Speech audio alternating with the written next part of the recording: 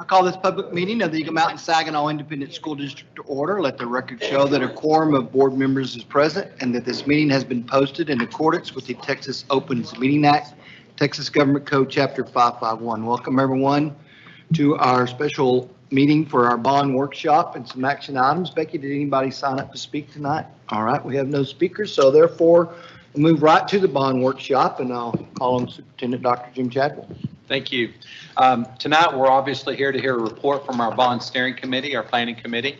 I want to recognize those committee members that were a part of that. And if you were a part of the bond planning committee and were in those meetings that we had in the most recent weeks, if you would please stand to be recognized. And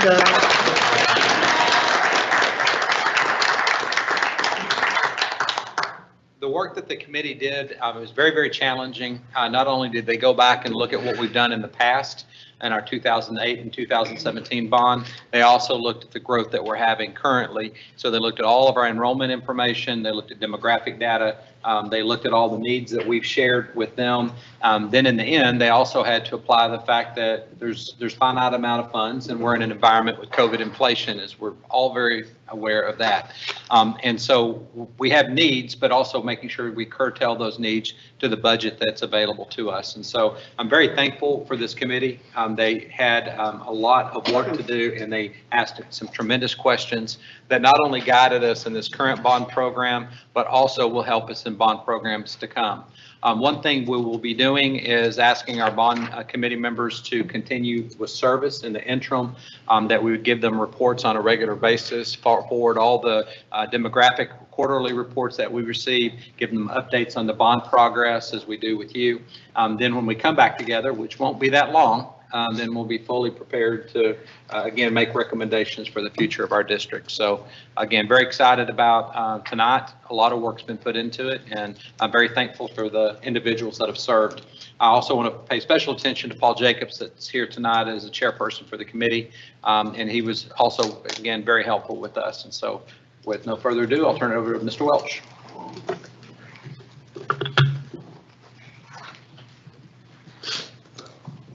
Thank you for introducing that, Dr. Chadwell. I'll go, there's our committee members, and then basically kind of what you just paraphrased right there, the purpose and the charge. So the background on the process, the steering committee met 4 times in January on a Thursday.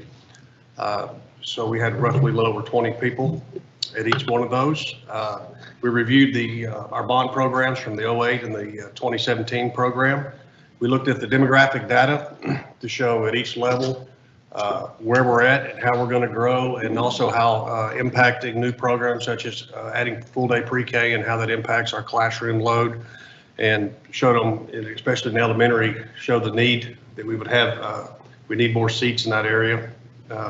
They helped us with the projections as far as looking out, and they also, with the help of Rob and his group, we did a cash flow study showing here's the hypothetically here's how much money we have over a certain span of time.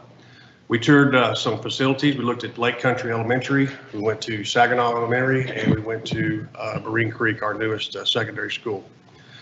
They helped us prioritize, and they formed some recommendations for the board to consider. The information we reviewed are in these major categories. Looking at the demographics, I kind of touched on that a while ago. Looking at the almost 1,100 students this fall that we received, which is over 5.12% growth rate. We have a lot of active subdivisions within our community, and they're within different planning stages. It seems the current planning stage is to build a lot of homes at one time. They're probably not sold, but they can turn them over very quickly. So it's not really a homeowner going in and saying, I would like to design a home. It's more or less they're on the ground and they sell once they're completed. And there's a lot of lots. We were concerned about our lot rate because of the lack of vacant developed lots, but there are, again, a lot of them on the ground coming up. And we're going to grow a lot of students in the next 5 to 10 years. You know, we're looking at 27,000 students very quickly. And within 10 years, we'll be at 31,000. So right now we're what, 22.5, right around in there. So a large amount of growth. The targets we looked at, again, I kind of mentioned that we looked at a build, when we could build these projects. And that also helped us with the escalation component. So we looked at projects that we would begin in 2024, and then we wouldn't, if we didn't start it by 2026, we did not consider it. It's not that we didn't talk about it. It wasn't that it was, the committee felt like they were needed, but as the amount of money that we had available and we looked at those needs, that was the small area. So we could have looked at 2028, but that would have been the next time we would have had any money available. So when you look at the escalation that we're dealing with in the construction market, we would have had to put so much inflation in that project. Felt like if we keep it in the small, narrow area at this time, then we can come back later and possibly look at another bond program when we have better numbers and more details on that. We didn't want to get a situation where the inflation took our money away. So again, a lot of projects we looked at, I mean, there wasn't one of them that we didn't really want. I mean, they were all there. We showed them sheets of all the projects. We showed them what the cost of it was today and what it would cost in 2028. So they had to kind of look at a staggering scale when they were getting ready to make a recommendation. With bond counsel, we hit a target of $275 million was our target. So that's the amount of money we had to look at starting those projects in 24, 25, and 26. That was our target of 275. We could spend more in 27, 28, but we couldn't start those projects. So really you're looking at the middle school, which takes 2 years to build roughly. That would kind of drag on toward the end of it, but it was really the starting time of that. We also looked at, we talked about our property tax values. Mr. Welch put a program together where we have a 3-year evaluation of 9%. So that's what we based our 275 to get to that point. We looked at interest rates. They're great now, but every time you turn on the news in the morning, they're going up, or they're projected to go up with the Fed. So that will impact us on the ability to borrow money. And we looked at the INS tax rate. It's at 50 cents to maximize bond issuance and lock in savings to the taxpayers. So we looked at bond targets. We looked at demographics. And then the financial factors were the construction prices and the predicted escalation, bond interest rates, taxable values, and the cash flow. So the cash flow I kind of mentioned a while ago was just a chart we put with the years and the projects and how much money we would have available to make sure we didn't go in the negative. So we just, it's like a chart, and you could move them around if you wanted to, but then you had to go back and look at the inflation. So you looked at our demographic, what our needs were, and where you could slot those in those certain areas. Mr. Welch, Yes. just want to also mention, of course, we have Mr. Welch, our CFO, but we also have Josh McLaughlin, our FA, here to answer any questions on any of these items too. We know we'll get into the heart of the bond recommendations, but this background piece, we do have them available as resources if you have any questions. And I mentioned we looked at the enrollment needs and the 50-cent test. And at this time, Mr. Jacobs. Mr. Welch? Looks like you're chairperson tonight. Yeah. I see your co-chair. My co-chair's gone. On behalf of the committee, Dr. Chadwell's team, Clete Welch's team was just phenomenal during this whole process.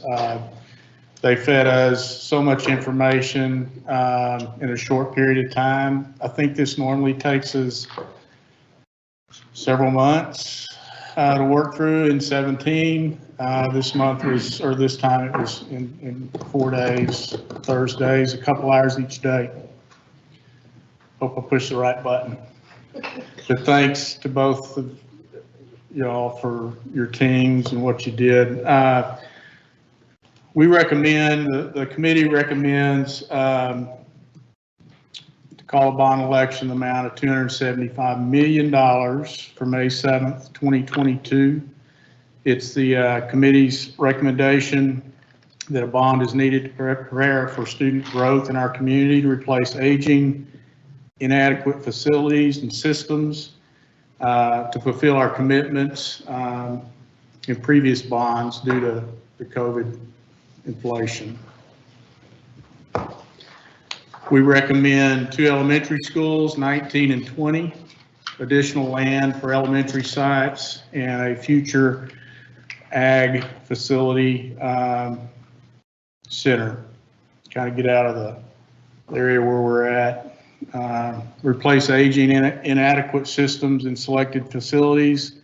That includes heating, air conditioning, lighting upgrades, floor replacement, roof replacement, sidewalk repair additions or new construction, and also bleacher replacement.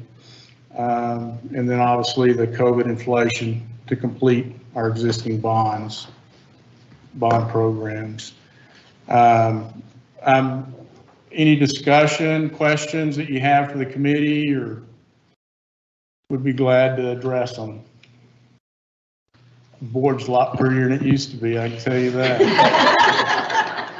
No, I think what the bond committee did and the information that's been fed to the board members as y'all have been going along, and then your presentation tonight, I mean, y'all made it very clear and precise, you know, as far as my vision is concerned on what your suggestions are and the community's suggestions. And I think y'all have done an outstanding job and giving us the information to head in the right direction that we need to go. Thanks, Kim.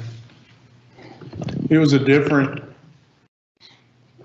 time. You know, we were opened up our first meeting and everything was really neat. And then a couple meetings into it, it just, you know, we just got so much different news and information that during it, so we had to adjust on the fly. There's a lot of things that the committee felt was really, really important that we address, but it's just real difficult to do it now. And I think by having a bond program for lesser amounts, we can get that stuff done and then see what this does, see what COVID does, and see what the inflation does in the future versus us trying to guess and predict.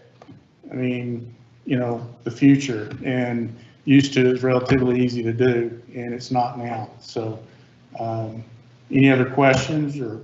Just may interject. One of the main reasons why we want to keep the committee together is just mentioning a couple of those projects that we discussed in detail. One would be Saginaw Elementary School replacement. I know we've talked about that in our board meetings before. There was a lot of discussion. In fact, one of our meetings was, of course, held at Saginaw Elementary the week after we were at Lake Country. So we saw the bookends of the newest and oldest school that we have in the district. And so there was a real desire to address that in terms of replacement in the future, and that remains. The other project was Saginaw High School Athletics Part 2. We know there's a Part 1 that's in the 2017 bond as part of the field house renovation, but this Part 2 would address the Indoor Activity Center to match Eagle Mountain High School, Boswell High School project. So that was also discussed as well. But as Mr. Welch had said, if we put them in the project, they wouldn't be addressed in the next 2-3 years. They'd be addressed farther out, and therefore we'll wait. We may have more frequent bond elections of smaller amounts until we feel like prices have stabilized. And that's, of course, one of the major issues with the fluctuations in construction prices. So we want to feel more confident in coming forward with a number that we know we can complete those projects within the specified timelines.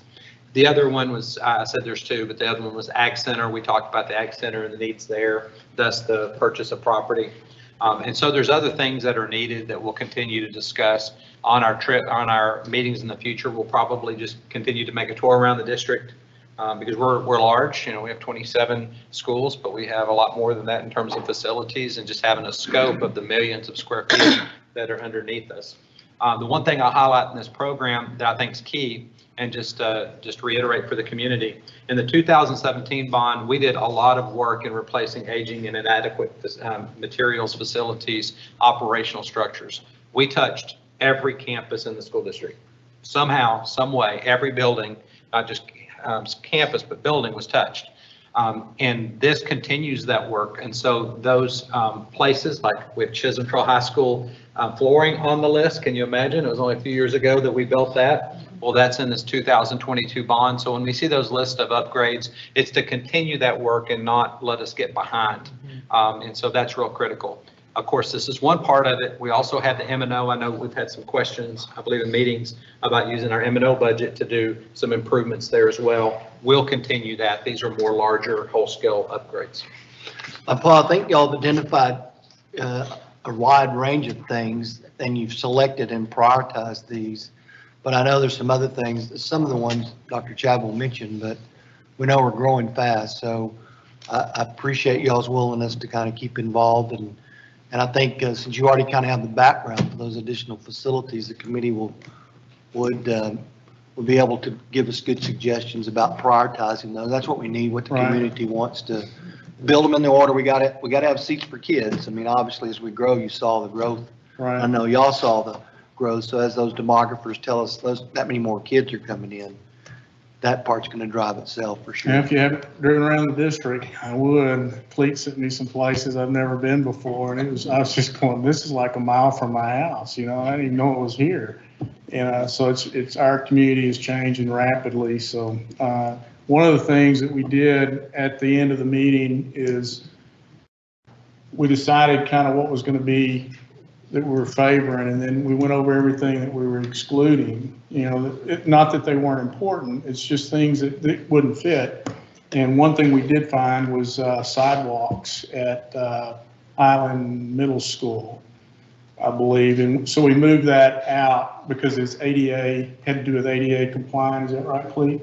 And we moved that out and slid it in here so that that's a pretty good hill over there. So I guess it's, you know, $57,000 sidewalk. I don't know what all that entails, but I don't care to know. But any other questions? I just want to say thank you as well Yeah, to thanks. you and There's, John and the committee for being so prescriptive and thoughtful and looking at, because I know there was a lot to look at. And we were the same way. We were excited about the workshop, and then, okay, we only have so much money. And so Yeah. thank you. Please let all your group know how much we appreciate them and hope that they will continue to serve. Okay, well, thank you very much. There's the next steps. I guess that's back to Mr. Newcomb, isn't it? Yes, back to discussing the next steps and the important dates. So you want me to take it? Yeah, based on that recommendation, we would consider calling the bond election for the May 7th, 2022, as the committee's recommended. We do have some deadlines, and I think they're explained to us or delineated on the next page. So So we have a board meeting scheduled for next Tuesday, same time. Right. A week from today, yes, sir.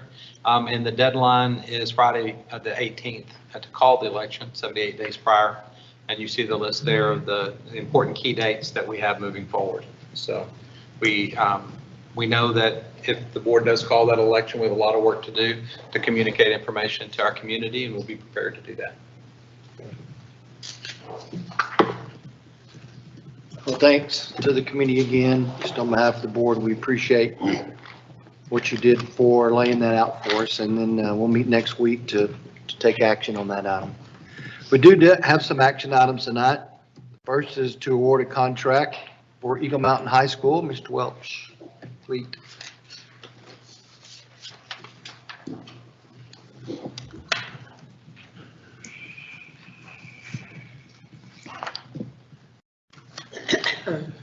Tonight, we have an action item for your consideration. Is Eagle Mountain High School project. We had two qualified applicants submit their pricing for both Part A and B. A committee comprised of the district personnel and the architect went through all their manuals they provided that we asked them to provide to us. Also, in your packet, you will see the scoring of those, and we did our due diligence. We met with them, we asked questions, we interviewed them. Obviously, we got their references that they gave us. We also explored references they did not give us, and we did some site visits that some they knew we were coming, some they didn't. So we tried to do our due diligence in exploring what would be the best way to go from that standpoint. Both bids were very close in price. Pretty amazing when you talk about that amount of money, that the spread on that was less, right in less than $1,000. The downside, there was only two bidders, but the amount of money you were talking about and the magnitude of contractor that it requires to be able to pull that off, there's not many of them like that. So it probably was not a surprise that we only had two. We have recommended Core Construction to look at this project. We do have a recommendation in there they're the highest ranking bidder, and we would like to engage in negotiations with them. We feel like we still have some work to do on that part of that before we move forward with the contract. There is a recommendation there. The recommendation is to enter into negotiations for the contract for the construction of Eagle Mountain High School with the highest ranking contractor, Core Construction, in the amount of $271,570,000. In the event the district is unsuccessful in negotiating the contract with Core Construction, the board authorizes the administration to cease negotiations and move to the next highest ranking contractor until the contract can be successfully negotiated. So moved. Second. Bookends. Motion by Donna, second by Liz. Got that, Beck? Two. Go with Core Construction. Lee, do they tell us a little bit about Core? They haven't worked in our district, right? No, but they're a large firm and they're a small firm. They have a office in Fort Worth. They have one in Frisco.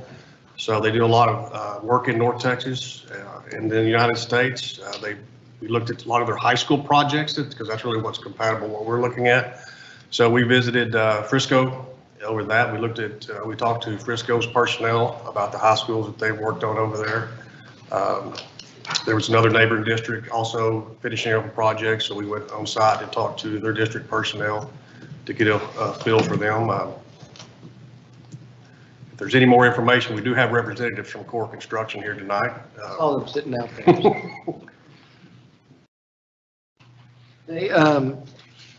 They didn't see the budget though. See, it said project budget 200 million. They just missed that part, or? That's the negotiation part. Oh, okay.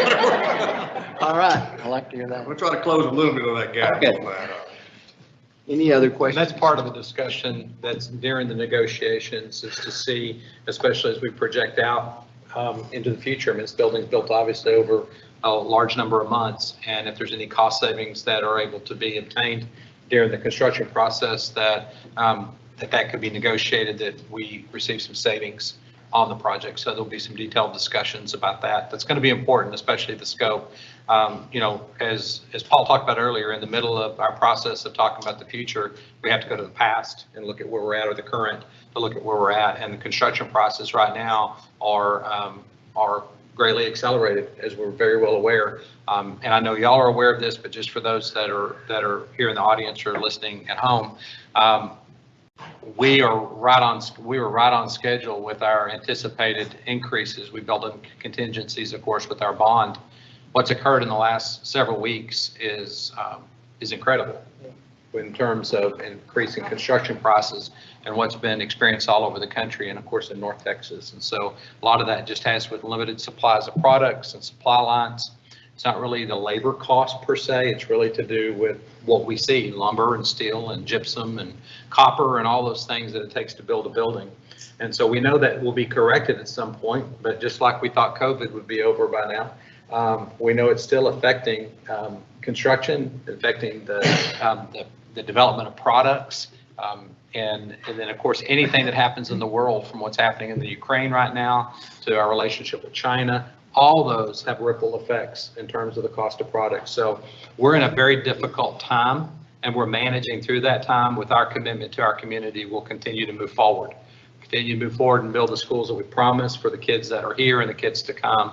And so for that reason, of course, we're bringing that recommendation to you this evening, but also to consider the fact that we hope this is a blip in the construction, that we are able to come back later with some of the projects that we have planned for the 2022 bond, if approved by you, if voted on by the voters and a majority, that we're able to bring those projects in sooner and cheaper.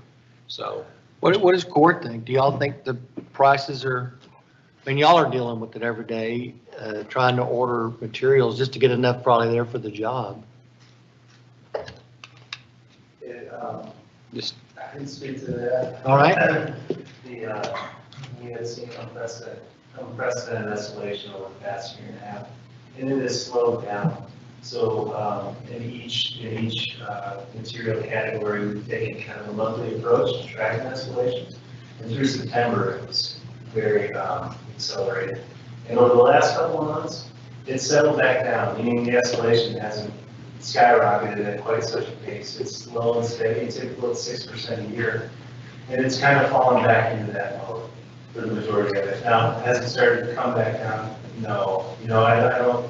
I don't have any, I cannot predict when and if it will come back down. But I do know that the pace of acceleration has slowed to the point where we can get our arms around the costs now and report them pretty accurately for a certain period of time. I feel pretty good about it. But we're still, as you mentioned, all the various factors that have compounded to produce this result. Some of those have slowly, gone away. The February freeze, the blockage in the Suez Canal, and the tariffs from China that started, some of those impacts are slowly moving away. But there's still a heck of a lot of production going on. There's more supply than there is demand. So it gets back to that pure economy, supply demand sort of push pull, and that's kind of where we're at. But I can't tell you if and when it's going to come down. It is stabilizing. You kind of got up there and it's flattened off, but it's flattened off at a higher price. It's kind of sitting there right now, shaking where it has been for the last little bit here, and now we're going to see a little bit more of that that's still happening through the first quarter of this year and into the summer for sure. And maybe by the end of the year, I think it's just coming. Have y'all worked with VLK before? Yeah. Mr. Newcomb, you asked a while ago kind of about core and what we know. I tell you what impressed us the most and probably separated them in this project, because every project's different, is the team that they committed to our project on this one. They've got two really strong teams, and they're committed there to be 100% of the time when they're doing their areas. And we just felt strong that they put their best foot forward to come get this project. That's really was the turning point for us. And they put a full-time quality control component to it. They have a technology component to find problems before they become problems. And, a lot of people can say they have those programs, but we feel like they are utilizing that and taking advantage and helping keep us on schedule. So they got about a 65-day schedule to get us in quicker. So that's some of the things that really made the difference. They had a 65-day schedule. I said, I'm going to watch that. Any other questions, concerns? All right, we have a motion, a second on the floor. Seeing there's no other questions, all those in favor, please raise your hand. Any opposed? And there are none. Motion carries 7-0. Welcome on board. Yeah, welcome. Welcome. Thanks, Clete, for the work you and your committee did on that.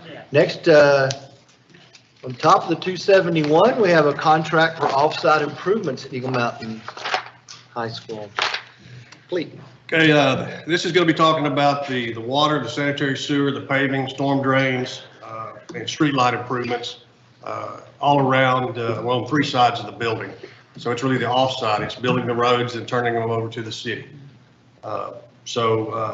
We use Tignall and Perkins to help us with this part of the project. It is not within that contract that you just approved.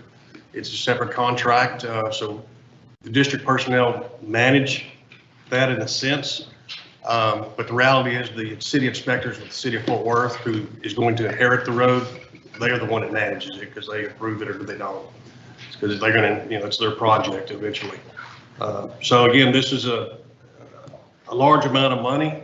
It was also inflated.